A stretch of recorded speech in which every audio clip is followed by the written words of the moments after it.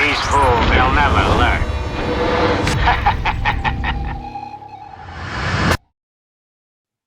Hello, everyone, and welcome to another episode of Food for Thought Kungfusations.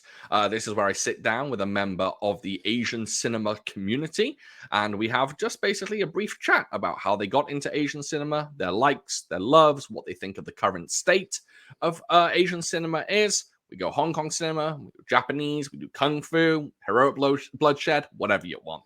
And I am very, very, very honored to have on today's guest because I believe that he is an absolute beacon of the online Asian cinema community. So I'd like to welcome on board Will from the Hong Kong Cinema Appreciation Society. Hey, Will. It's me. Hi. Thank you for having me. Absolutely. It's an absolute pleasure to have you on. This is the first time we've ever really spoken or through audio. We've only ever chatted exactly, online. right? Yeah. Yeah, exactly. And really, really happy to have you on because I love your channel because you cover so many aspects of Asian cinema, and I've always appreciated that. And I've also appreciated that you have a mind that I don't have. You are very, you can analyze film and you can discuss like themes in depth and things like that. I'm not great at that part. I thought it was going to just because I'm like a degenerate pervert, but I was like, we have that in common, though, don't we? Yes, oh yeah, 100%. That's the great part. That's how we really relate. That's our overlap, right? Yeah. I love the videos you do.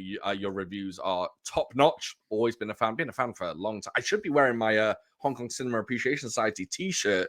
Yeah, those are rare now too. Yeah, it's a bit chilly here today. Those. Yeah, that's great. I got one early. I got in there early, so I was lucky to get one. Well, thank you for saying nice things about me. No, absolutely. Yeah, big fan, absolutely. So I'd like to jump in really with just your story on how you got into whether it's Hong Kong cinema you got into first, Japanese cinema, or just Asian cinema in general. How did you get into the genre? Yeah, so it's an interesting kind of. It was a long path into like finally understanding that I liked basically Asian movies because the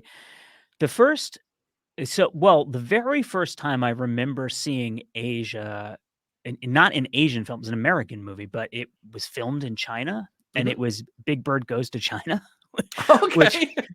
which I saw when I was like probably 6 or 7. Okay. And I remember I think a lot of that movie is just kind of in like countryside and places like that. But there is part of that movie where they go to Beijing. And I remember thinking, just as I was at the time I was living in suburban New Jersey as a kid and just being like, oh my God, like what is this place? This is amazing. But the first Asian movies I saw were actually 3 anime films. Oh, okay. This is when I was like in middle school, so I was probably 12, so like mid-90s, like maybe 1995 or so. And a friend of mine in school, so I was like a big comic book fan at the time. And so my friends and I would hang out at the comic book store, and obviously like manga was a big thing at the time and stuff like that. And so one of my friends was like, I don't remember which channel it was. I don't know if it was like Cartoon Network or like some TV channel was showing this marathon of these 3 anime films. Okay. So my friend was like, they're going to show these Japanese animation movies, but they're like not for kids. There's like violence in them and nudity and like all this stuff. And we were all like, oh, cool. So I was invited to this sleepover because it was they showed them at night. Like they went from maybe like, it was like one was at 8, one was at 10, and one was at midnight or like something like that. Right. So it was like deep into the night. Right. And so, we came up with this whole plan where we were going to tell our parents, like, we're just watching cartoons. Like, it'll be fine. Like, we're going to tell them what they were. Right? So it was Akira. It was Vampire Hunter D. Oh. And it was, I think, Robot Carnival. It was like one of the omnibus movies that has like a bunch of shorts like stuck together. Right, right. The omnibus movie was first. And then I think it was Vampire Hunter D, which we were like, obviously, because there's like the nudity and the violence in that movie. We were like, this is awesome. Yeah. And then there was Akira. I was just like, I don't even know what, like, I don't know what is going on. I can't process this movie at all. Like the stuff with the pink, like when he's becoming the big pink monster thing at the end. And I'm like, what's happening right now? So I was like, I really loved the fact that I was watching these like naughty movies I wasn't supposed to be watching. But I was honestly, at that time, I was not compelled to be like, let me go find more of Oh, these okay. types of movies. I thought they were cool, and I just kind of I just kept watching whatever I felt like watching. And then I got into Jackie Chan. Okay. So that was I think 1997 was when First Strike came out in the US. Yeah. And First Strike and Operation Condor came out in the same year in the US. Okay. And so I saw those within like 6 months of one another. And the reason I saw them is that kids at my school had seen like Rumble in the Bronx when that came out. Yeah. And they were all like, "Oh, you got to see this guy Jackie Chan. He's like awesome." But that was rated R, and my parents would not let me see that when it came out. Got you. So First Strike was PG-13, so I was like, my parents let me go see that one, and I loved it, and I loved that and Operation Condor, and then I saw some other. I mean, obviously, like the next year, Rush Hour came out, right? Was that 98? I think, yeah. Yeah, I think so. And then I started like I saw Police Story and I saw Super Cop and like some other stuff I was able to find. But again, as with the anime films, like I didn't think of Jackie Chan as like Hong Kong cinema or Asian cinema. I just kind of thought of him as like because you had like Van Damme and Schwarzenegger and Yeah. like so you Yeah. had like action stars from all over the world. So I was like, oh, this is just this guy who's from Hong Right. Kong and he's an action star and he's awesome. And so I didn't really connect that to the idea of like this entire world of movies and subgenres and stuff like that. And then I mean, the movie that I saw where I was really like, I got to try to see more stuff from this place Mhm. was Fallen Angels, the Wong Kar Wai film. Okay. Now, did you see that early then? At a Yeah, I young think age? like 1999 maybe, Okay. or 2000. So I was like 16 or 17. Wow. And my local video store had that movie for whatever reason. Right. This was after we left New Jersey and moved to Vermont, right? So um, Vermont is like a very kind of isolated place, right? So when Mhm. I was in high school, I think there were like 550,000 people in the whole state. Oh, And we had like the local video store. There was no Blockbuster. There was no like we just whatever they had was what I could see, right, basically. right. And one day I saw Fallen Angels in there, and the cover was Leon Lai, like with the gun. You know that image where he's like pointing Yep, the gun? Yeah. So I was like, absolutely. oh, this looks cool. It's like some dude shooting people. I should see this movie. And I was totally not prepared for what that movie is. And it was so different from anything I had seen with like the music and the super wide lenses and like this very bizarre nocturnal, like empty vision of Yeah. this city, right? But the watching that movie, and I saw the French film Hate around the same time. You know that movie? Is that Which is Lahane? yeah, that movie, Yeah. yeah, Mhm. which was released on VHS in the US as Hate, which is, I guess, just Y the English yeah. version of yeah. Mhm. Um, I saw those movies around the same time, and seeing those movies was this kind of revelation of, like, I'm stuck in this tiny town in Vermont where, like, I can't do anything and go anywhere, but like, at that time, I was too young to have a driver's license, and we lived, like, 3.5 miles from town, so I couldn't even, like, walk into the town, Oh, right? yeah, So you're just, yeah. like, out in these fields, like, when my parents decided it was time for me to come home, I was out in the fields until it was time for them to bring me back somewhere, right?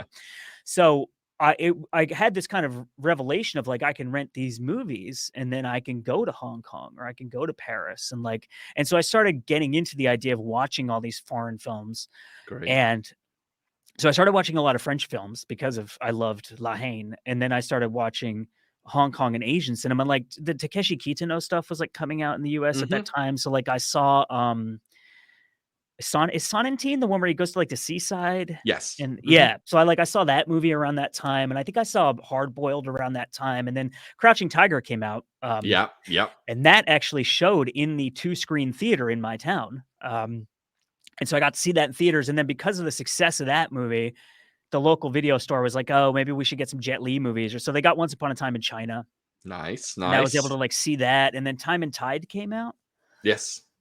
which do you like that movie? I can't remember what your thoughts are. You So, didn't, did you? this is an interesting thing with Time and Tide. I watched it, whenever it came out on Blu-ray recently, and, Yeah. I watched it, and I honestly didn't care for it. I didn't love it, but I was viciously attacked online by a number of people. It was gentle ribbing, but they were kind of saying, "How do you not like this film? What's wrong with you?"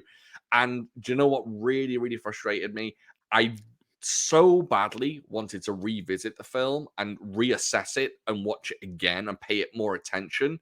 And I I gave away a huge box of Blu-rays and I Oh, no, was accidentally it in put that there? in there. Yeah. So I must have tossed it aside after watching it, and I gave it away to like, like, literally the box was filled with just garbage movies that I'd gotten over the Yeah. years, and I gave it away, and I regret it so much. So at some point, I'm gonna buy it again, and I'm I gonna give it a probably rewatch. honestly, I probably have a digital Oh, copy of that okay. movie Yeah, if you want. yeah. Yeah, but, that was a big movie for me because my parents and just to give you some idea of, like, how remote this place I lived in was in high school, right? My parents got the New York Times every day, Mhm.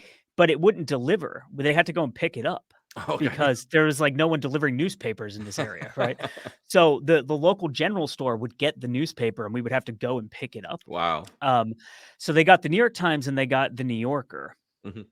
and, I would read the movie reviews, like, every week in both Right. of those, and I remember reading about Time and Tide. I just 'cause what did that come out, 2000 or something? It And then must have been maybe 2000. yeah, so I think I was, like, 17 or I was probably 17, and I remember reading about it and just thinking, like, "This movie sounds kinda nuts." Yeah.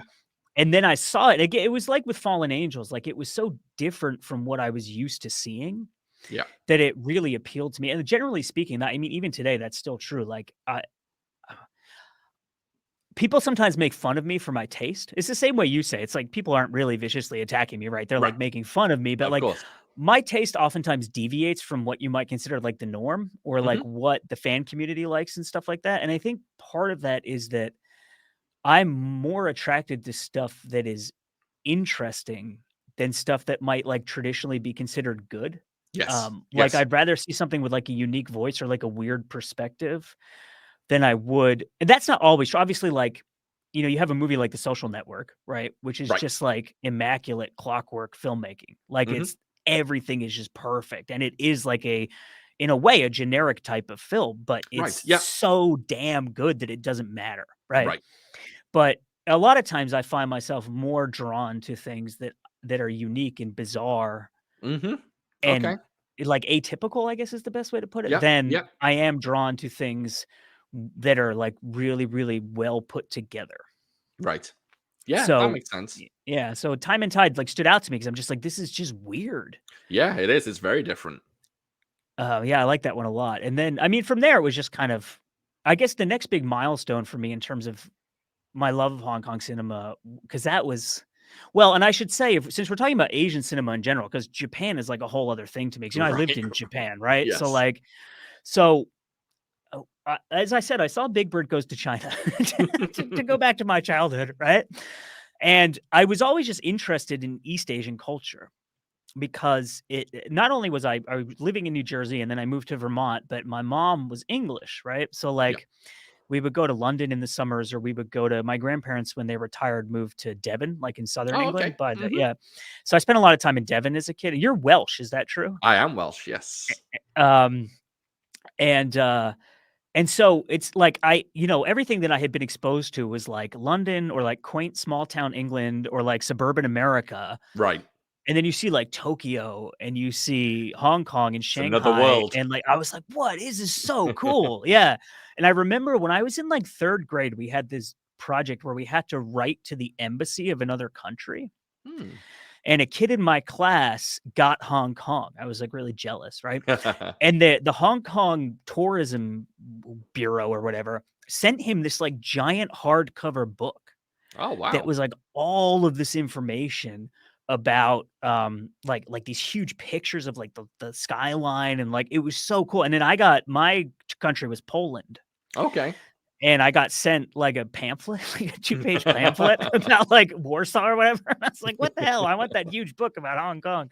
But, so because I was always fascinated in Asian culture, one of my main goals in going to college was so I really wanted to go to film school when I Yep. was in undergrad, but my parents were really big on like, "No, you do like the liberal arts education, get like a well-rounded education, get a degree," like that kind of thing, right?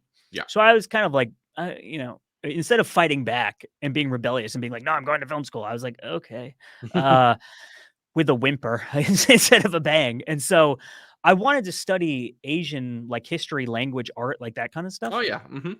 And so um, one of the reasons I really went to college is because I wanted to go and study abroad, in I was leaning towards Japan because when I was in high school, I worked with a Japanese woman.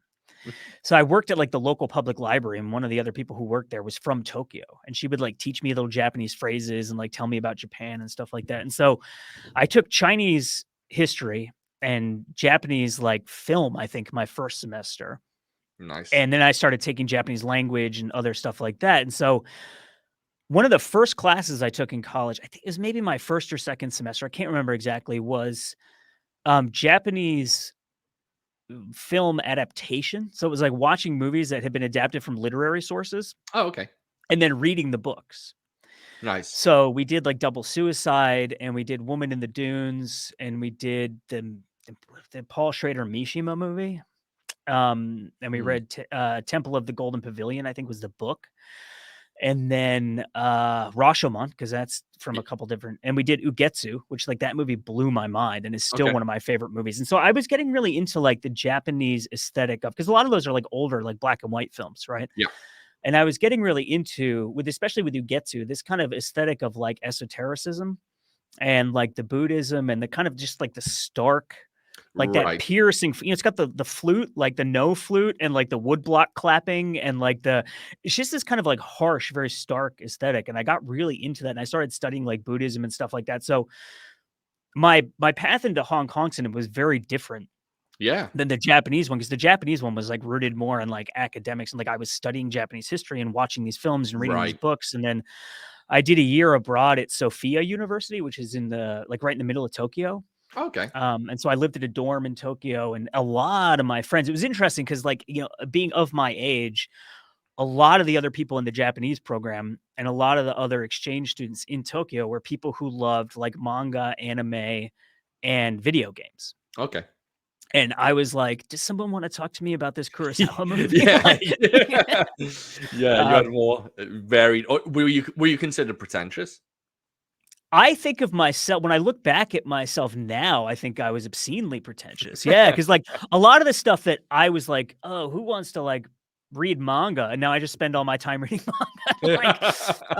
I feel like I've come full circle, but I loved comics as a kid. And then when I got older, I got much more into novels, right? So I started reading like Irvine Welsh when I was like 16 or 17. I read Trainspotting, and like I got really into that kind of stuff. Right.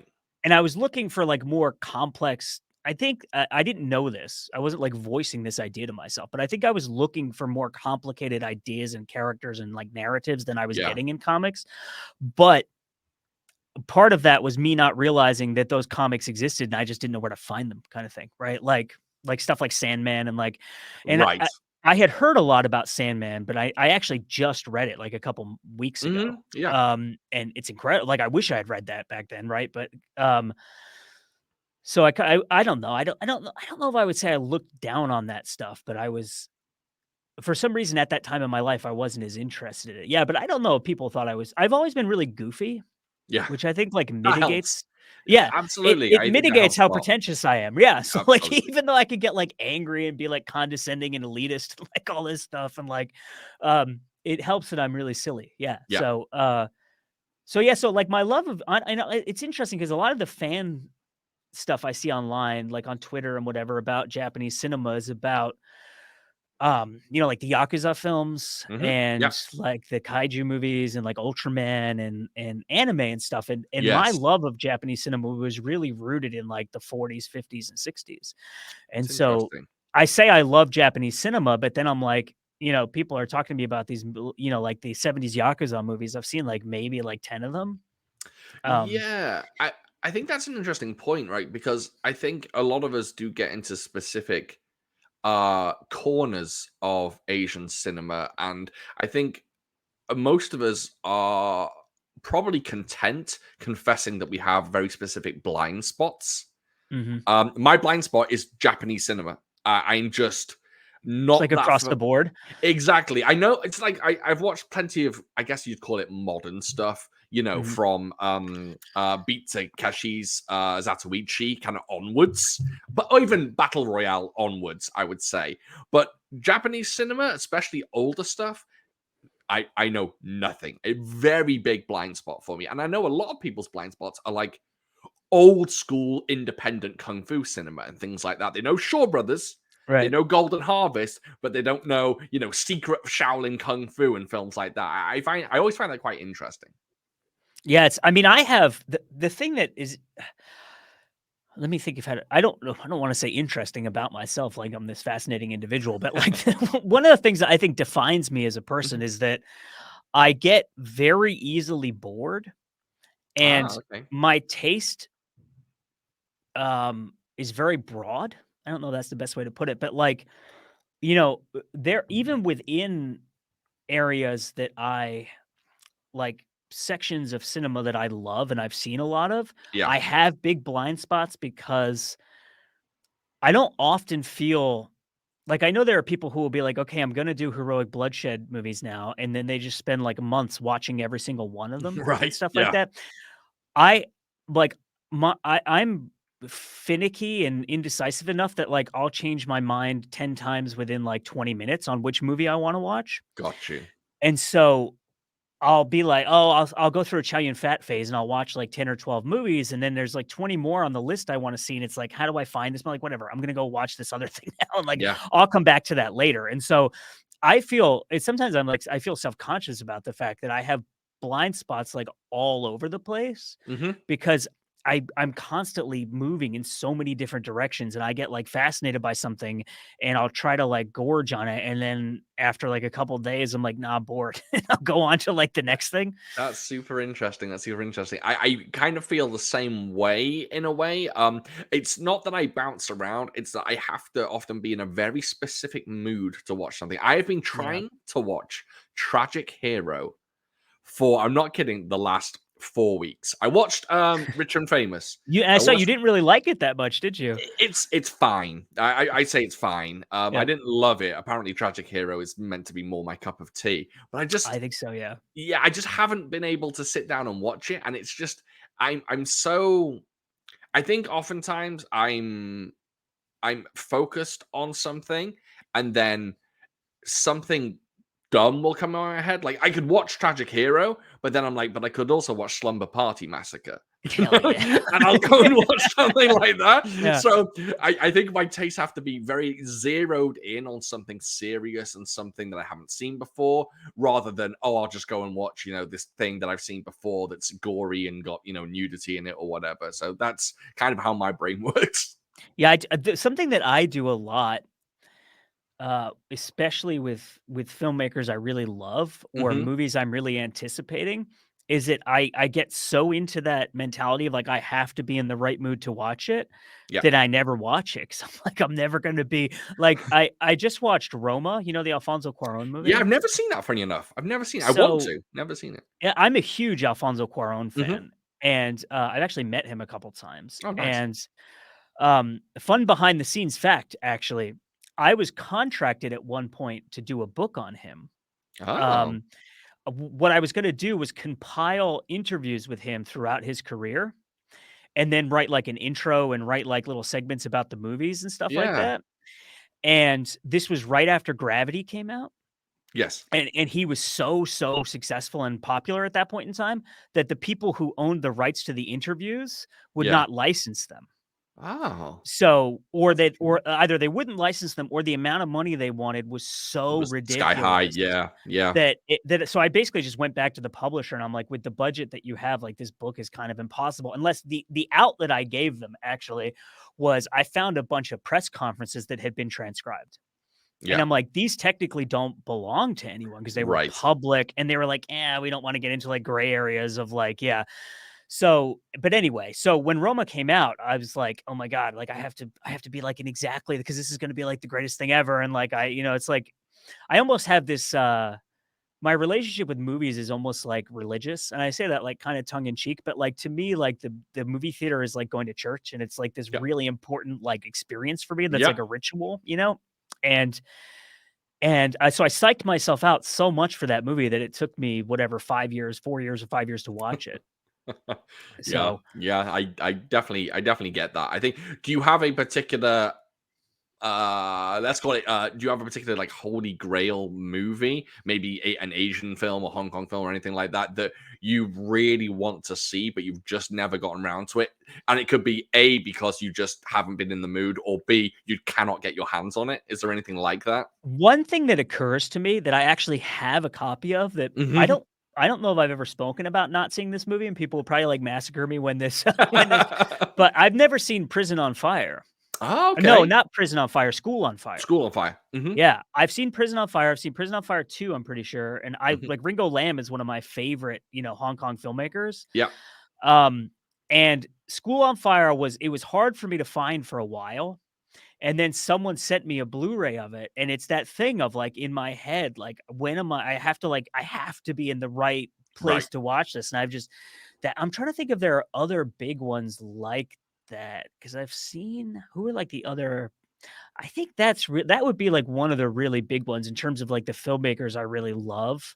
Yeah, yeah. I think more the case these days, especially for Asian cinema fans, it's less that they're looking for a particular film, and it's more like I really want this film, but remastered in 4K and put out on Right. Blu-ray with all the bells and whistles. I mean, who doesn't want Hard Boiled and The Killer to hit a beautiful, shiny remastered Blu-ray? Everyone wants it, you know. Right, I mean, that's the kind of thing too where I mean, that's kinda you're, like, triggering me a little bit 'cause the hard I'm sure that you get this too, but, like, I mean, because you have, like, way more followers than I do, if I'm not mistaken, with I have a your few. Instagram and stuff, right? Yeah, like but I very frequently get people asking me about the John Woo movies and, like, when are they gonna come out? Like and in a way, I get it because not everyone reads every comment and stuff like Yes, that, but yes, at the same time, like, it seems to me to be pretty common knowledge that, like, it's just not the company who owns the rights to those movies is not interested. yeah.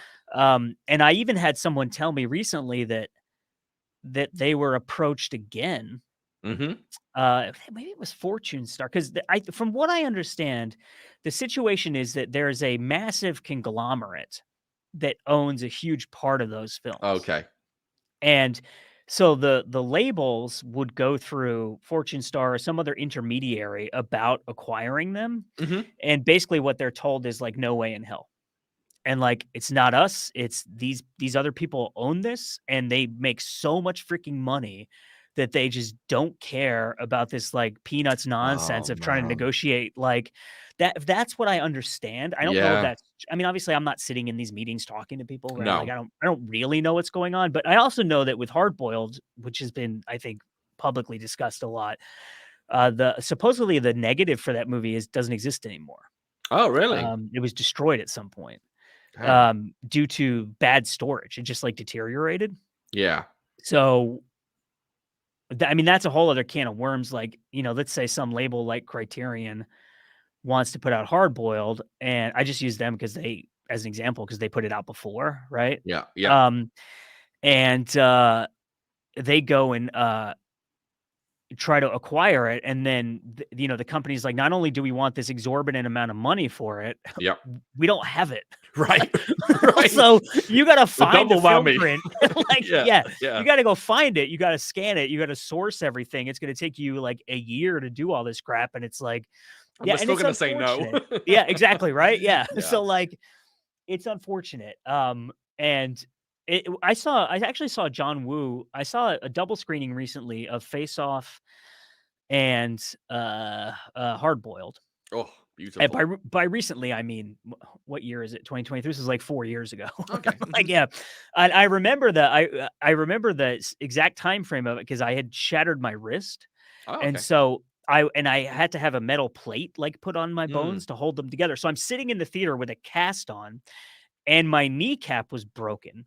But I'm, Jeez. like, in this, like, but I'm, like, I gotta go and see John Woo. So You I've have got, to. like, You have to. I've got my painkillers in my little bottle, right? And I'm sitting there, and he said during the interview, which is I'm sure he's said this before, because I mean, once you see enough interviews with Jackie Chan and John Woo, and you realize they get asked the same questions every freaking Yes. time, right? They So, sure like, do. but he said that, they they never really thought of the movies as things anyone would care about. That's crazy. Yeah. And so they would one of the things that they would do is they would if they did a take that was bad or if they had like they would reuse like film, from what I understand. I mean, I don't know that much about the process of using film. I don't know if you really can reuse it, but like they would, if they got like a reel and part of the reel was crap, they would cut it, keep what was unused, throw the other stuff just in the trash, Yeah. and just keep like so much of it was just thrown away because they thought that no one would care about them. Wow. And then you hear, I mean, Wong Kar Wai has told stories about the Ashes of Time, when they had to redo that movie Yeah.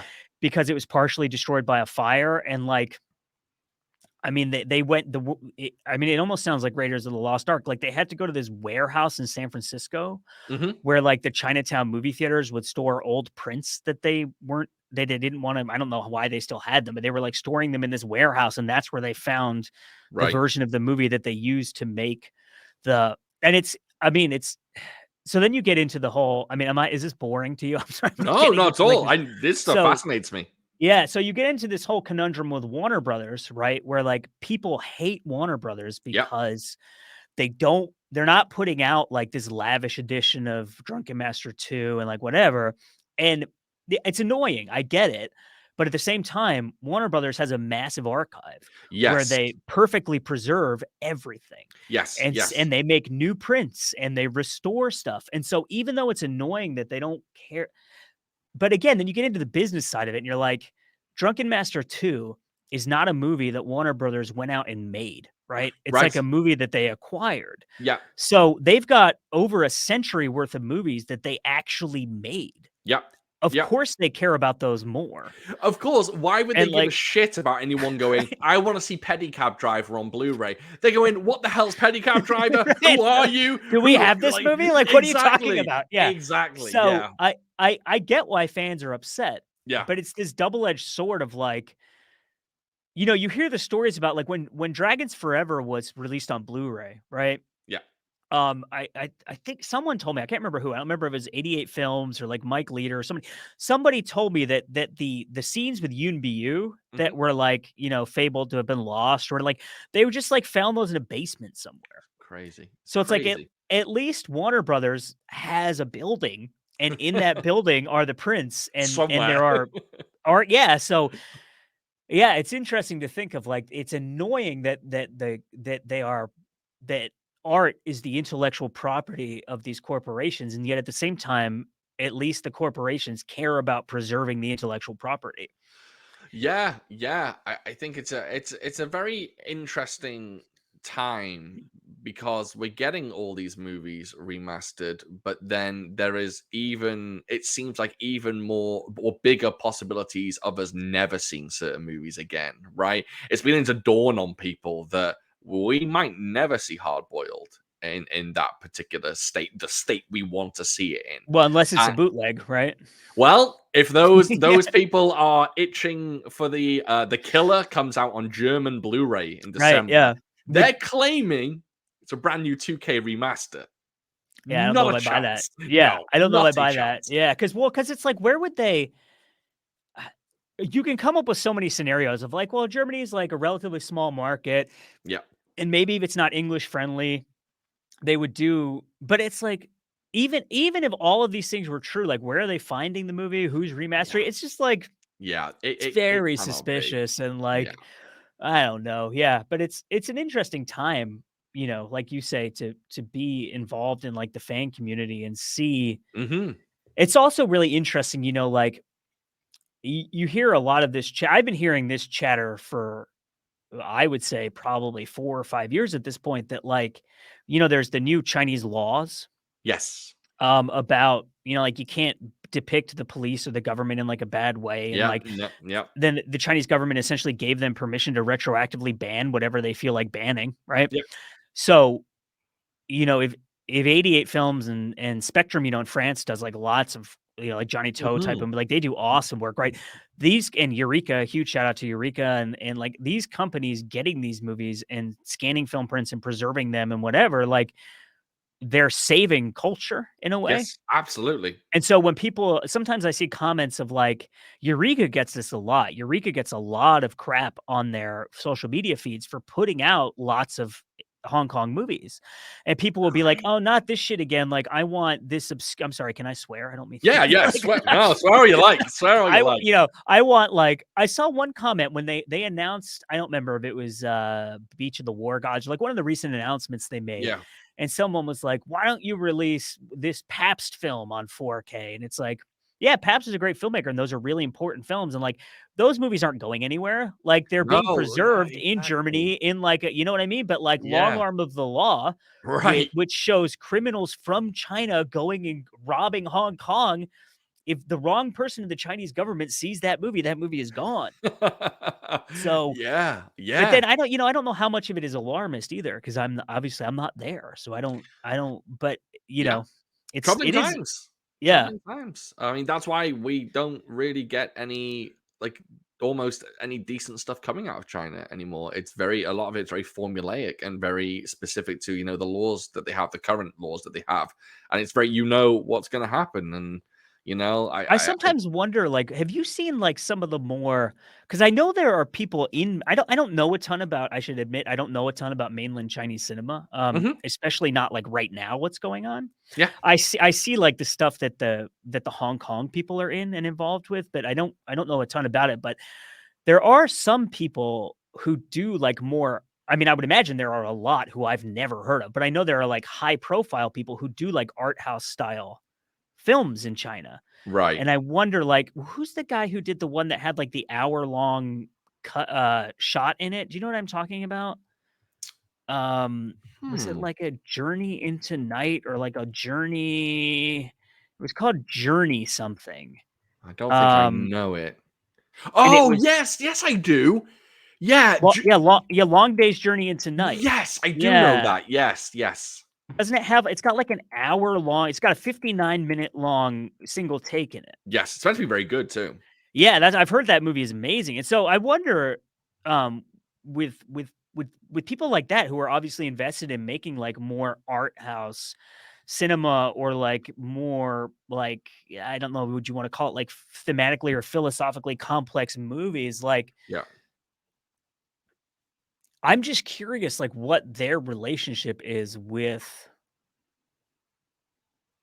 like like censorship laws. Like, do they have to put their scripts like through, does people have to read Right. them, like, because there's that movie, the movie with Chow Yun Fat, Bullet something, do you know what I'm talking about? That's a Chinese film. Yes. What's that Um, movie is called? that Let the Bullets Fly? Yeah, that movie.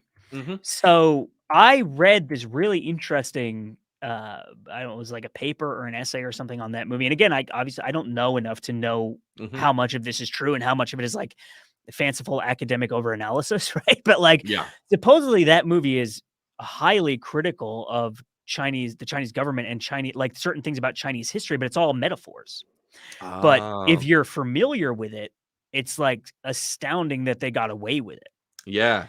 And so I wonder like what kind of relationships filmmakers like that have, and whether they're like interested in trying to work within the system to kind of push boundaries, or if they're like, Taiwan's looking pretty good right now. Yeah. Like, Yeah. yeah, It's fascinating. I admit, mainland China really, I would say I would say I'm ankle deep in mainland, ankle. That's a good one. Ankle deep. Yeah. I'm ankle deep in mainland martial arts films. I kind of Mhm. know what's coming out, and I kind of I keep my eye on things, and I try to watch at least like clips from all of the ones that look pretty good. But outside of martial arts, I'm not too up on mainland China cinema. It's I just sometimes uh, I sometimes look at China now Hmm. and I wonder like, is I know maybe I'm gonna get in a lot of trouble for saying this. This is not a conclusion. This is just a thought. But Yeah. like, if we look back at America, right in the 40s, and we had Japanese Americans living in concentration camps, and Yeah. like Black Americans couldn't vote, and we had a cinema that was, you had really really incredible filmmakers back then, but you also had a lot of just garbage that was like creating this completely false vision of America as this like Right. utopia, right? And then but then you had, like, the film noir stuff, and you had kinda, and so I wonder if there's some kind of parallel, and if I don't know. Like, I don't know enough about China to know if Chinese imperialism, authoritarianism, excuse me, that kind of stuff can be compared to. I mean, obviously, America has this huge, horrible history of Right. imperialism, and like even in the '80s with the Iran Contra and like the stuff in Nicaragua and Salvador, and like and and I think people are quick to dismiss everything Chinese, but like there are probably great artists and filmmakers in China doing countercultural stuff that maybe we're Oh, I just not bet. exposed to. But like by doing that and not leaving, maybe they're pushing boundaries that someday will lead to a place that's not what it is now. I don't know. I don't know enough to Yeah. know. I really don't either. I'd love to see that happen, or I'd really love to see if it ends up being that Taiwan is the place to be and that people start migrating to Taiwan to make. I'd love to see their industry just thrive, and we Yeah. get stuff coming out of Taiwan that just is reminiscent of the classic Hong Kong or Chinese stuff that we used to get. I'd love to see that happen, but it feels so up in the air over there at the moment. Yeah, it's again, I mean, with me especially, I don't know. Like I just hear things from people and Yeah. I can read, but like I have no idea No. what's and I try very hard not to be like an armchair expert, it's like Right. Of course. Yeah. yeah, especially as I get older and I Yeah. realize that, I don't know anything. Yeah. But I think Anthony Wong move to Taiwan? I heard at Yes. some point. Mhm. Yeah. So, and I know that Chapman Toe, I think, went to Thailand. Um, Okay, that's and interesting. he made a movie that's on Netflix that I have heard is hysterical that I have not seen. Interesting. That's called SDU, that I think is playing on like PTU, Okay, but it okay. stands for Sex Duty Unit. Sounds like my type of film. Yeah, and I was like, I've been meaning to watch that forever, Yeah. because it sounds hysterical. But yeah, it's you bring up an interesting point of like, will there be an exodus, and where's everyone going to go, and what Yeah, kind of culture would that create? Almost exactly. like you think of like, I read this really great book about Hollywood in the 30s and 40s. It was mostly the 40s. It was called City of Nets, and Mhm. a lot of what that was looking at was the people who were fleeing the Nazis Yeah. who ended up in Hollywood because there was a massive creative industry. And so you had like Brecht and like Thomas Mann and like Stravinsky and all these people were like hanging out at parties with the Marx brothers and like and a lot of the flourishing creative industries of the 40s in Los Angeles were in part due to this huge influx of these people running away from something. Right, right. Yeah, it's fascinating stuff, and I hope the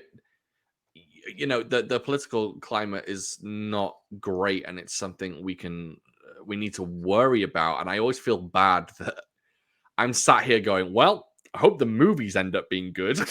And like Yeah. it's Yeah. like there's terrible things going on and people in so much like dire like situations. And I'm there going, I hope Kung Fu movies What get a bit happens to the better. movies? Yeah, I mean, yeah, it's Yeah.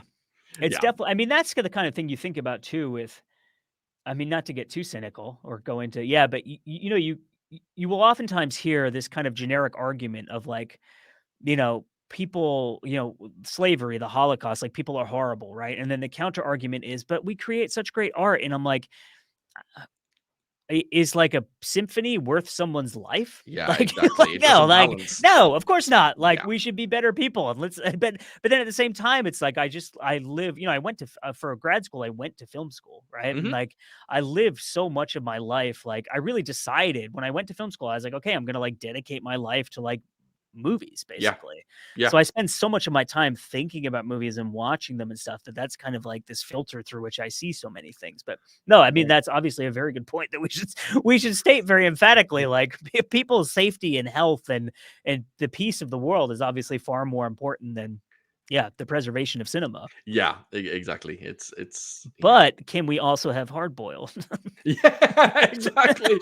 Give us Shaolin versus Llama Yeah. on Blu-ray. That's kind of my golden egg. Shaolin versus Llama. I really want that one. I've never seen that one. Yeah. It's Is it's that it, did Golden Ninja Video do that, or did they do something with a similar title? they must have done something with a similar title. So RZA from Wu Tang Oh, is that the streamed one that he showed? he streamed Shaolin Yeah. versus Llama, and it was never seen again. And I don't know what happened to it. I missed it, but apparently he only streamed it with his commentary over it, so he was talking over it. Okay. So even if you recorded it and got a Mhm. copy, it still got him talking Was over it it. but it was like HD? It was like a Apparently, I got my hands on his version of Shaolin and Wu Tang, or Shaolin versus Wu Tang, that he Mhm. streamed.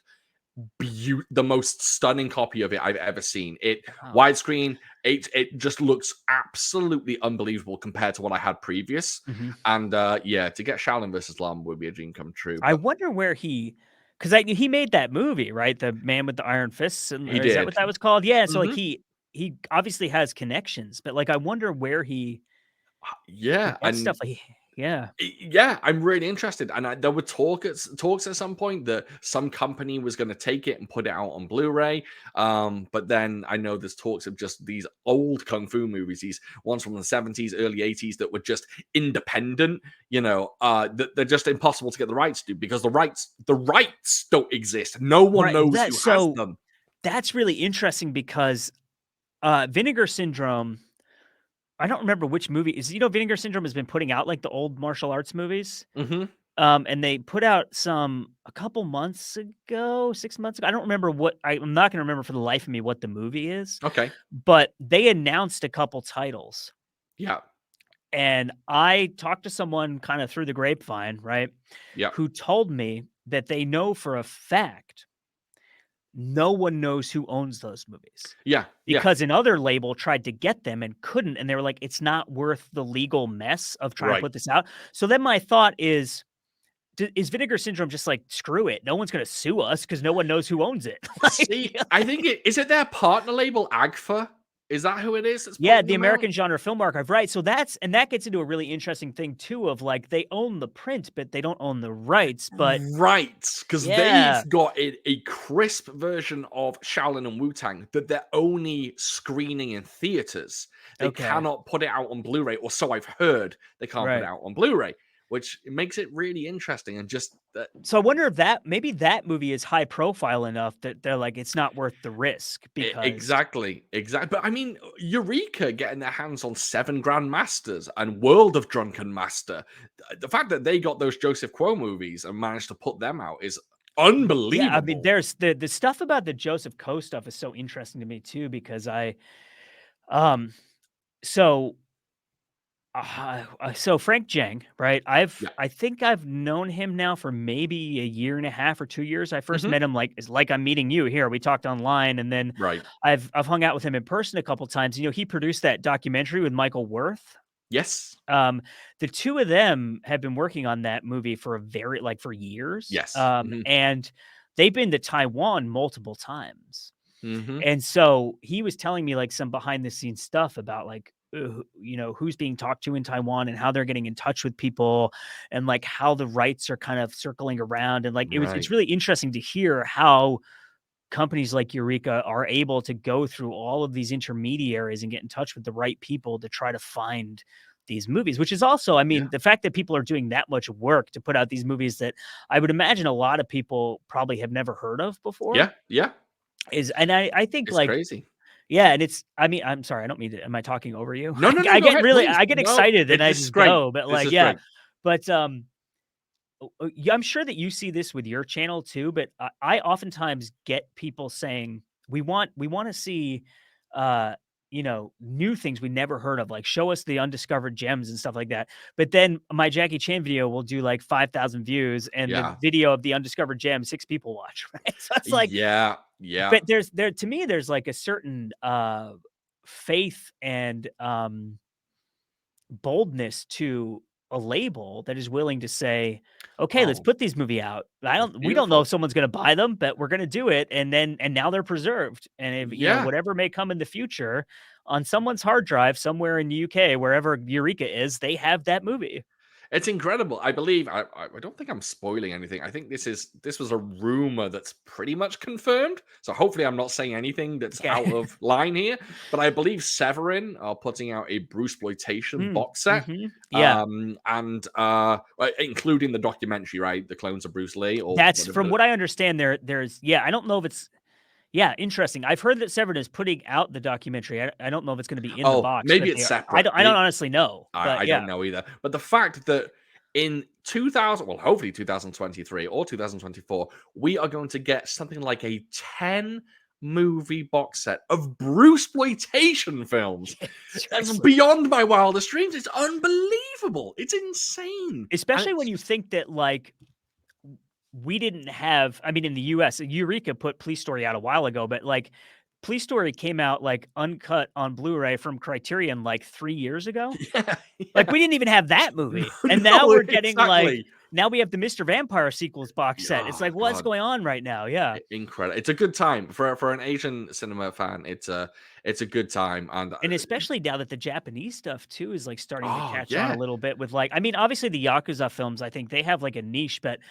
I was super excited when Eureka put out Revenge Yes. because that's, 1964, like, black and white samurai nihilistic, like, that's, like, my whole shit. I love Right. those movies, so, like and I kind of had this feeling, and obviously I've been proven wrong, but I had this feeling that like the golden era for media, home media, physical media, whatever releases of Japanese movies from that era had kind of passed like 15 or 20 years ago. Mhm. Because Criterion put out tons of like Yes, yes. Ozu, Masaki Kobayashi, Kurosawa, like they were even like Seijun Suzuki, they were doing like the Yakuza stuff, but that kind of fell off. Yep. And my assumption was like, I mean, Francis Ford Coppola was seeing those movies when they came out in the US, and he's like 80 something, right? He's like Right. 80. Yeah. So I Right. just kind of assumed like that the sun has set on those movies and like we got what we got. And now that they're coming out again on like Blu-ray and stuff, and it's not just like, oh, here's the 65,000 version of Seven Samurai, but it's like other movies. I would like that's Yeah. really exciting to me. Yeah. Yeah, there's a label, a brand new label. I wish I could remember the name. It's gonna frustrate me that I don't. I'll put it in the notes. Brand new label. They released their first Blu-ray yesterday, and it's a film called The Haunted Samurai. Oh wow. And I've never heard of this film. I Googled it. It's got such a small online presence. No trailer, no clips, nothing. But it's meant to be this ultra gory Shogun assassin like samurai film. And it seems like something I would absolutely love. So I picked it up. I ordered it yesterday. And the fact that this film that I've never heard of before, that could be my absolute cup of tea, that otherwise would not exist, is now available from a label putting out their first film. Incredible. It's Unbelievable. one of the things that's given me like a lot of faith in the fact that, these movies will come out and we'll get to Yeah. see a lot of, like you say, like stuff that otherwise we never would have heard of, Mhm. is that the labels are coming out with like error 4444 or Yeah. 4444. I don't know how to say it. Neither do I. And so Arna Venema told me that he actually asked the label how to say it. Mhm. And they were like, just say it how you say it. It's like, However you wanna no, say it. there Yeah. needs to be an answer. But anyway, I mean, they're selling out of like category 3 movies that a lot. I mean, I'm not a big I mean, as you know, I'm sure based on my taste, if you've Yes. seen like, yeah, like the extreme stuff it's Yeah. hard for me to Mhm. watch. Like I have kind of a weak stomach. Yeah. I'd never even heard of some of these movies and they're selling out of them. Yeah. And so I think that will embolden people to be like, because I mean, Eureka put out Eastern Condors on a 3-pack like 3 years ago, whatever, not trusting that that movie is gonna sell, and now they're selling out of, like, Error whatever it is selling Yeah. out of Fatal Termination. You're like, "Wait, what's going on right Yeah, now?" it's crazy. Like, I'm sure someone will is it true that Criterion have Eastern Condors? so, I don't know if this has been officially announced, but I have Okay. been told by many people behind the scenes, yeah, that they do have Eastern Condors, Okay. and but I mean, they've had because, Criterion, I don't know if they're owned by the same company or they're just partnered, but Janus and Criterion Mhm. they work together, and Janus is Yes. theatrical distribution. And so a lot of the time, the way I confirm that Criterion has a movie is that Janus has like accidentally put a press kit out for it or Right. something like that, right? But they've had the Heroic Trio Yeah. for how, like 2 years, and it's not out yet. Crazy. And it's like, what do you do? Yeah. You're just sitting on this movie. So like I don't know if it's they've acquired so many movies that their release schedule is just insane and they can't keep up with like everything, or like Yeah. obviously there's a lot of focus on their streaming platform right now. Mhm. And I don't know what's going on with Criterion, but from what I have been told, yeah, they've had Eastern Condors for a while at this point. Crazy. I mean, Michelle Yeoh wins an Oscar, and you don't cash in on that and put out Heroic Trio on Right, yeah, and Blu-ray? then is it like a workflow thing, or is Yeah. it like I don't know, and you hear rumors about, like, stuff happening at Criterion or other labels, and, like, I don't know what's true, and, like, yeah, I don't know. It Yeah. would be great to, like, have more insight, but then, of course, they're not gonna tell me because here I am telling you, and Yeah, exactly. That's the thing with us, right? As soon as we hear yeah, something, we tell someone else. I mean, nothing's yeah, nothing's they're like, sacred, nothing's "Don't secret. tell these guys." Yeah, yeah, who knows? But, yeah, so, I mean, there's just so much happening right now, and it's you too, when you see these, like, Category 3 movies coming out, that's such a niche thing that it's like, I think it bodes well not just for Hong Kong cinema, but like with this samurai movie you're talking about, or maybe with like, I mean, this is a blind spot for me is Korean cinema that's not the obvious stuff, right? Like Yes. I Yes. know Park Chan Wook and Bong Joon Ho, and I've seen like some of the big movies, like I Saw the Devil and stuff, but like Yeah. I haven't gone down that rabbit hole. Right. Um, but maybe now that these other films are coming out, like I know that Well Go USA puts out Korean stuff, but Puts out like a ton. it would Yeah. be cool to start seeing more of that kind of stuff. And like, I mean, the people have been making movies in Korea since at least like the 60s, right? Maybe even the Exactly. 50s. Like, Yeah. where are those movies? Like, maybe that'll be like the next, yeah, I don't know. Maybe one day, one day. I want to keep things brief because I think you in need of wrapping things up. I mean, I have a couple minutes if there's anything Okay. else you want to talk about, Yeah, but I was just gonna actually fire off some kind of quick round questions to kind yeah, of let's wrap do it. things up. So I'm just gonna say it. So favorite subgenre of Asian cinema. Ooh, that's interesting. Can I do 3? Can I give you Yeah, my go top ahead. 3? Okay. Yeah. M Probably my absolute favorite is not actually a genre. It's like whatever you would call Jackie and Samo. Okay. It's like stunts, Yep. comedy, and action. Like I like Winners and Sinners, Wheels on Meals, I like all the classic Jackie Chan movies, like the Pom Pom series, like the Hmm. Carry On Pickpocket. Like I love that stuff so Great. much. And it's like classic Hollywood comedy with martial arts and stunts, Yep. and like I don't know what you call it. And then I would say the old like the samurai films, specifically the stuff from like the 40s, 50s, and 60s. Yeah. I just love those movies. And then Heroic Bloodshed I have to put on there because Nice. I love it. Yeah. Nice. Nice. I'm waiting for the Last Blood to come in. I've never actually seen the Last Blood, and I haven't either. Yeah, and yeah. it's on its way to me. And I mean, Heroic Bloodshed it's another one of those things where like I've seen I would guess I've seen like all the obvious ones, Hmm. but there's so many of Yeah. them. Yeah. And It's sometimes crazy. like Mike Leader will sometimes send me a trailer for a movie and he'll be like, "Oh, I think you would really like this." And it's like I can't even find it online. It's like some Right. Heroic Bloodshed movie that came out in like 1989 that like I it's like, "What is this movie? It looks amazing, but like I can't." Yeah. It's nuts. I'm like that with Girls with Guns films. It's just I've seen a whole bunch of them, but there's so many more out there There's that I've just so never many seen. of them. I know. Yeah, Yeah. yeah. Um, okay, so favorites. I think I may know the answer to this, but I'm gonna ask it. Uh-oh. Favorite Uh-oh. director.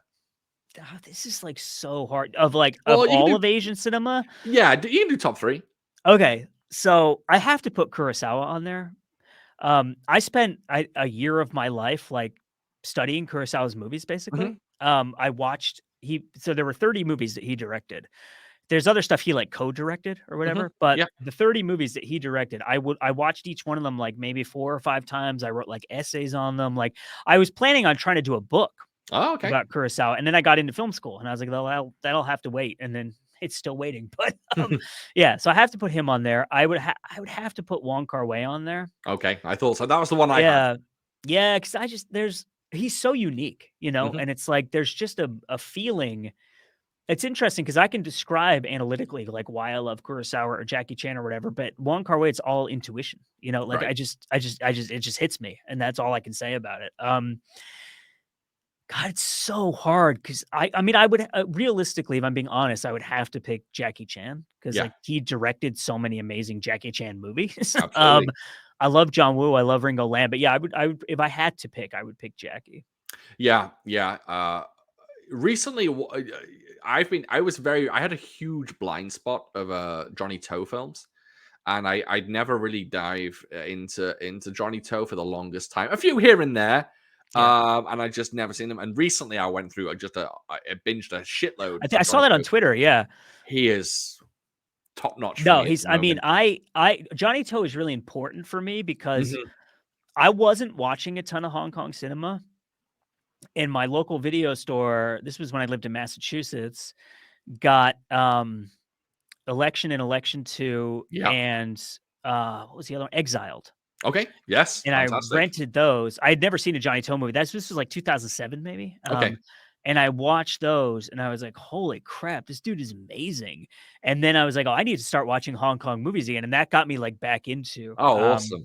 yeah, so I love Johnny Toe, yeah. Yeah, he's knocked Did out. you watch Drug War? Have you gotten to That that was the one?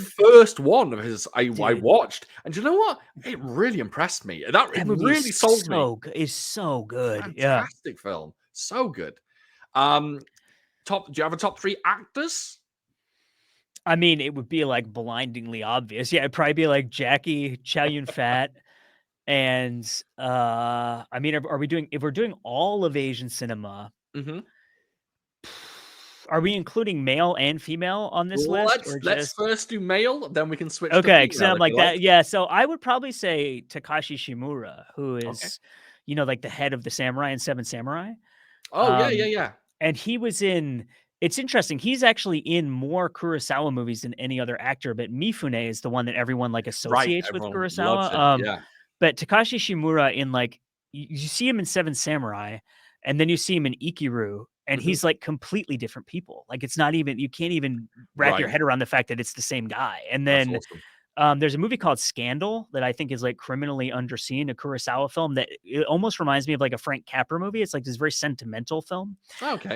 And he's in that, and he's fantastic in that. And like, yeah, he's so incredible. Great. Awesome. Actresses. Yeah, so I have to put Maggie Chung on there. Okay. I mean, she's amazing. Like, she's such an amazing actor. Like, even I just watched Incredible. Twin Dragons, right? Yeah. And there's that scene in Twin Dragons where she's with a classical composer, right? Or a conductor, Yeah. rather. But she was previously with his twin brother, who's a criminal, and she doesn't know that she's with the different guy, right? And he starts playing Beethoven. And in a comedy like that, it would be so easy to go like so broad with your Yeah. reaction, right? The way that she sells that reaction, like it keeps the movie at a level of realism that allows you to like sell the romance and like buy the Right. relationship instead of like going Adam Sandler or whatever with it, you know? And just like every movie she's in, even if it's a broad comedy, she makes it real. Yeah. And that's like She's an incredible. astounding ability to me that I just yeah, because it's so especially like I've done acting before, right? And I most of what I did a lot of theater when I was younger, and it was Yeah. mostly comedy, and it's so hard to resist the urge to just be as big as possible, right? So then I would say Michelle Yeoh. I mean, she's just incredible, and Yeah. like, she's astounding to me because I think there are very few people in the world who are that good at the physical stuff and the acting. Yeah, you're And it's absolutely right. just like, She's yeah, another because caliber. yeah, I mean, she's such a good actor, Yeah. and yet she's keeping up with people like Jackie Chan, like in fight scenes and stuff like that, Yeah. right? And like, Incredible. yeah, it's just incredible to me. And then, God, who else would I say? I want to say, just my gut is telling me to say Cherry Chung. Okay. Although I pronounce it Sherry because I've asked people, "How do you say her name?" Because it's not spelled like cherry, and it's not No. spelled like Sherry, the French word. It's like Right. both of them. And I'm Yes. like, "How do you say this?" And no one knows. So it's like, Either one. um It's like error 4444. You just say right, it however exactly, you want. yeah. So I'm sure that there are people who are much better actors than her, but she's so charming, and I Yes. love her presence on screen, and she's just like it's almost like with Jackie where there's just like there's an amiability to him that transcends him being an actor where you just see him and I know it's a persona, right? But it's Right. still you feel like that's him as a person and you can relate to him. Oh, yeah, And definitely. I feel like I get that from her too. Yeah, that's awesome. Um, I'm gonna throw you a tricky one now. Okay. Uh-oh. Okay. Okay, what if someone came to you? Let's make this Hong Kong cinema. If someone came to you and said, I want to get into Hong Kong cinema, Ooh, okay. what film or films are you showing them? This is hard for me because I love Jackie Chan so much, but I also know that that's kind of like a separate thing, right? Like he's Jackie, he's singular. Yeah. So yeah, you're not necessarily guaranteed to understand what Hong Kong cinema is if you just watch a Jackie Chan movie. Yes. Um, I mean, I would think that you would need a movie because there's the comedies are so popular, right? Yeah. And, Absolutely. and I would something with comedy and shooting and fighting. What would that be? Um, Yeah. I That's mean, yeah, I don't like I would probably lean towards like a John Woo movie okay. Yeah. because John Woo also has melodrama in his Oh, films. 100%. And melodrama and this is something I'm only really beginning to understand through talking to people like Frank Jeng and stuff, but a lot of really, really popular Hong Kong television shows are melodrama. Yes. And so, like, apparently that came into cinema through television because of its Okay. popularity, right? That makes sense. So, but then which John Woo movie? Honestly, I have no idea. That's such a hard question. I mean, if I could put together like a group of movies, Yeah. how many do I get? Just like a double feature or something like Yeah. Double that? feature would be Like, cool. I mean, probably something like Hard Boiled or a better. I like a Better Tomorrow more, but I think Hard Boiled is more guaranteed to have you like jumping out of your seat, like It's definitely more yes, accessible, I would say. yeah. Hard boiled. Yeah. Because a Better Tomorrow, I think this kind of gets lost sometimes in like the popular conversations of it, but that movie is like more melodrama than it is action. Like it Yeah. has shooting in it, but it's really just like a drama. Oh, absolutely. And then, God, what would something with comedy and goofiness? Maybe like a Sammo Hung movie. That's a safe bet, right? Because if you lean like towards Yeah, Stephen Chow, maybe that's too much. A little yeah. too But goofy. then I would say Winners and Sinners, but then I know some people think that's too goofy. That's crazy. Winners and So, Sinners is out of all the Lucky Stars films, Winners and Sinners is the best. oh, to me, it's like they're not even close to each other. It's like Yeah. on a different planet. Like that's one of the funniest movies I've ever seen. And like, It's so good. It's so good. I yeah. mean, So, action wise, Twinkle Twinkle is probably best, I would say. no, But because that finale is just insane. Yeah. exactly as a full package, Winners and Sinners is incredible. And I love the roller skating scene in that Yep, movie. unbelievable.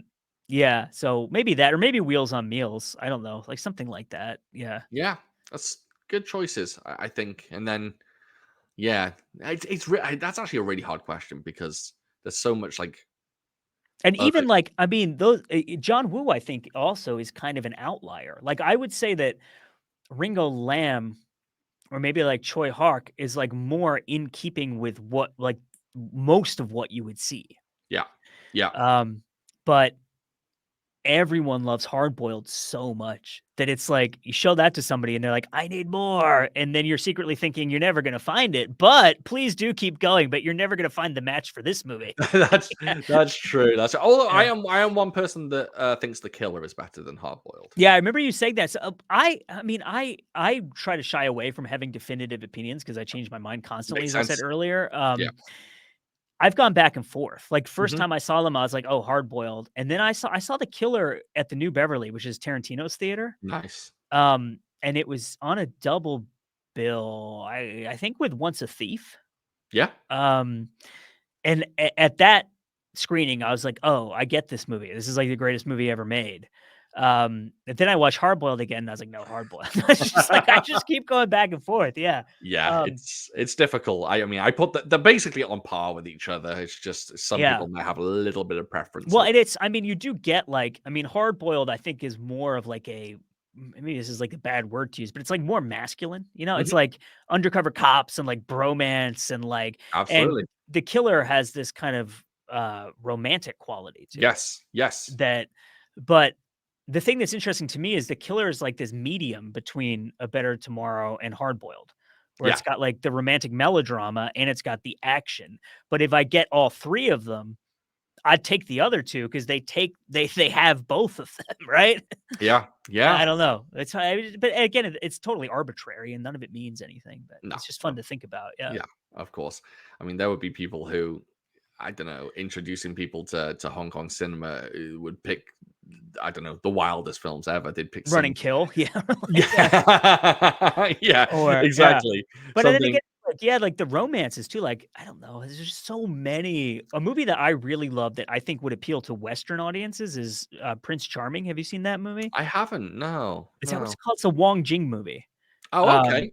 and Maggie Chung and Cherry Chung are both in it, Oh, and Kenny B is in it, and it's just like a really, really funny rom-com from the early '80s okay. that has like classic, like disgusting Wong Jing.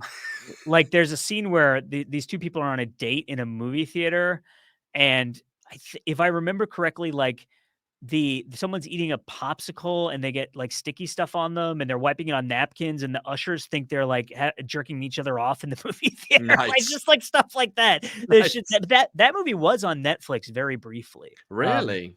It's so funny. Yeah. Yeah, Wong Jing's interesting. He's certainly a mixed bag, but when he hits pretty hard. When Yeah. yeah, It's he's exact. got Yeah. some I feel the gems. exact same way. Yeah. Yeah, he's got some really good stuff.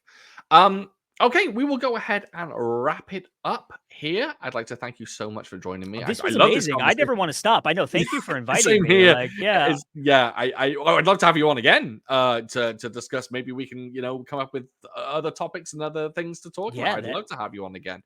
We This should is do awesome. a whole video about your cat knocking over your Blu-rays. Absolutely, absolutely. Well, Documentary. yeah, these, for those watching, these often end up on the floor because of my cat. But thankfully, she's been very good. She's asleep over here, Oh, thankfully. good. Yeah. Well, I Yes. mean, children are the biggest menace when it comes to. I have my movies are like not even on display. They're like in the closet. They're in boxes. It's like, yeah. My younger son has like obsessed with taking the cover art out of the case, Oh, no, no, no. and then he just leaves it everywhere. Oh, Yeah, no. it's a nightmare. Yeah, that's Yeah, why it's I a don't have nightmare. It children. gives me like physical, like, I'm like too neurotic about it. So I'm like, I Yeah. just can't have anything out. I just have to, for peace of mind, I have to put everything away. Yeah. Yeah, absolutely. I'm always worried that my cat will stand on, like, I've got some box sets over here, some decent, like, you can probably see the Dragons Forever 4K. Yeah. Oh, yeah. I'm always worried that she'll like scratch the covers or something. And Oh, I didn't yeah, even think about that with cats, the way yeah, they yeah, because yeah. I I have might, dogs. Yeah, so it's a yeah. very different concern of like my bigger dog passed away a couple years ago, but she was like Mm, 90 pounds. okay. And so if she got like excited in the house and she knocked into the shelf that the movies were on, it would start to tip. Yeah, so Yeah, that was that problem. Yeah.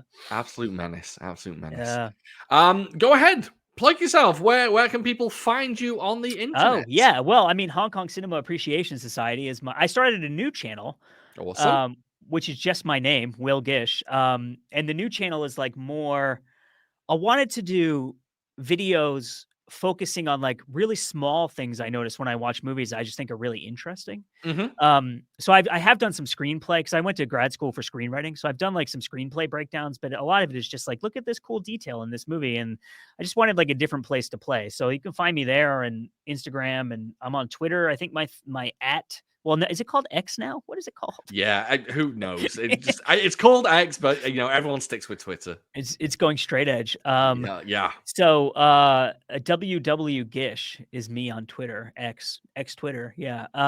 Yeah. So come and hang out and talk. I love chatting with people. It's like my favorite part about doing the channel. Yeah. So Absolutely. like, yeah, when people get in the comments and stuff like that. Yeah. So Yeah, that's what I kind of love about your channel and your Instagram things, that you're very relatable and can just like talking. You don't, every comment that gets written, you always respond to it, and you're always like a conversation yeah, I try. I starter. mean, It's it's one of great. those things where I'm like, I was very self-conscious about doing social media because I didn't want to be like a broadcaster, like a Yeah, talking head. You know what I mean? I just wanted to yeah, like talk to people about movies.